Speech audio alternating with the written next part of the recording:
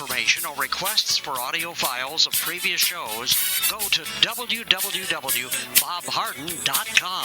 Thanks so much for joining us here on the show. It's brought to you in part by the good folks at Johnson's Air Conditioning, Naples' longest established air conditioning company, as well as Naples Illustrated, bringing you infinite luxury lifestyles. Visit the website, naplesillustrated.com. Coming up, we're going to visit with the local political activist, David Bolduc. Right now, we have with us Dr. Zuhdi Jasser. Dr. Jasser is the founder and president of the American Islamic Forum for Democracy. He also has written a terrific book, which I've read, The Battle for the Soul of Islam. Dr. Jasser, thank you so much for joining us. Great to be with you, Bob. Thanks for having me back. Thank you. Well, Ben Carson's taken some heat, Dr. Ben Carson, for his comments about having a Muslim as a president. I want to start the interview with your thoughts on that. Yeah, I think, I also have the highest respect for Dr. Carson as a human being and a physician, but, he's wrong on this one. To say that a Muslim could not be president is missing the target of who our enemy is today. And it's unfortunate we've gone now from a president over the last 7 years who has been an apologist for anything and all that has anything to do with Islam, and now we seem to be going a little too far in the other direction. I mean, there's nothing more American than this battle that Muslims are fighting against theocracy. And I think in the tradition of Dr. Benjamin Rush, Rush helped Thomas Paine write Common Sense, and in Common Sense, Paine talks about the worst of all tyrannies being the tyranny of religion.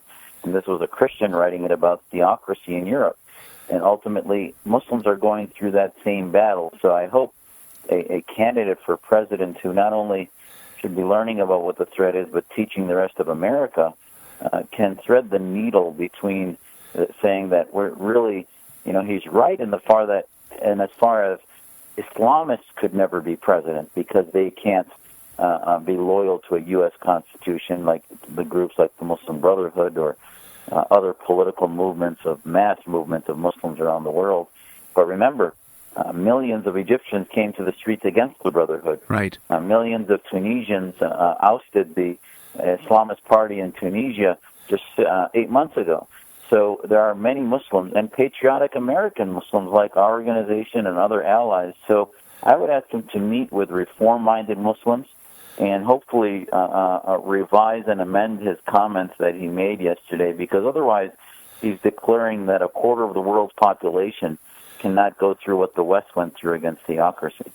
Yeah, so, he expressed discomfort with the notion of having a Muslim as a president, as opposed to they should be outlawed. And you can certainly understand his discomfort when you see the Islamic movement, the political Islam, political jihad in the world. So I'm not defending his comments, but I certainly underscore and see your point. Yeah, and I think this is the importance, is that we need to go from a president that won't even utter the word Islam, who has said that we have a problem with violent extremism, to one that can talk about violent Islamism and say that Muslims who are anti-Islamist are our greatest allies and need to be at the head of the spear and lifted up, just like we lifted up reform-minded anti-Soviets, anti-communists like Natan Sharansky and others, and that this new Cold War is against political Islam, but reform-minded Muslims are our greatest allies. And when asked about the possibility of a Muslim president, just like, many of these candidates are going to be asked these things, candidate Trump had an opportunity to lead and say that Muslims are our allies similarly a few days earlier, and he was also silent. So there's opportunities. If we can't judge our candidates based on their ability to thread these needles, then how else do we judge what strategy our president's going to have in this global war of ideas? Great point. And, just underscore the title of your book, The Battle for the Soul of Islam. The battle is internal within the religion of Islam itself. Yes, it really is. And that's why American leadership, academic, military, political, needs to take sides within that house of Islam and not just sort of say we're going to keep our hands washed of it. Doctor, we're seeing now a crisis, a global crisis of refugees in the world, many of them from Syria. And I wanted you to get your thoughts on that. Yeah, I have family in Damascus. Most of my family is still in Syria, on my mom's and my father's side. And the tragedy could have been avoided insignificant portion.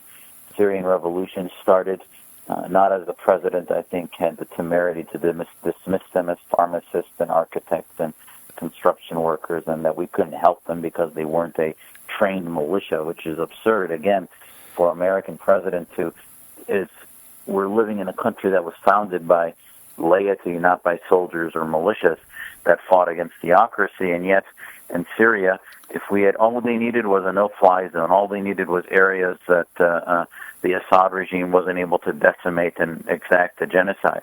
And I can tell you, our family's telling us that in the past 6 months, the reason you're seeing a huge outflow, remember, these refugees have been slowly, exponentially increasing over the past 4 years. There's 5 million displaced internally among Syria's 22 million, and there's 5 million external already as refugees in Turkey, Jordan, Lebanon, and the surrounding area. So what happened in the past few months in Europe? Well, the Assad regime handed out 3 to 5 million new passports in the last few months. Why? They want to ethnically cleanse Syria of Sunnis, and they're just telling them you either leave or your house is going to be destroyed. So this is where the mass exodus is coming from. And yes, the West can't just sort of open our doors, but yet we can't change the narrative of what our Statue of Liberty and what the West stands for, because these individuals, the vast majority of them, are not ISIS. Yes, ISIS may target and hijack some of them, and we need to be smart in how to vet them, and vet them for those that are part of a jihad, which we don't want to let in, versus those that are part of freedom and liberty that we would. Doctor, absolutely. And any thoughts on Russia? I mean, that Putin coming in to prop up Assad at this point? Yeah, let me clarify something for your listeners. You know, they think, oh my God, Russia is in right now, and yes, there's a lot of this happening now overtly because we've given the green light with the Iran deal to Assad, Russia, and Iran's alliance now being external and overt. But as my grandfather, Zuhdi Jasser, who was a newspaperman in Syria in the 50s and was in and out of house arrest, the Ba'athists ultimately imprisoned him and tortured him, and he had to leave Syria in 63, he will tell you that Assad, from Hafiz and even before him when the Ba'athists took over, is a byproduct of Soviet training.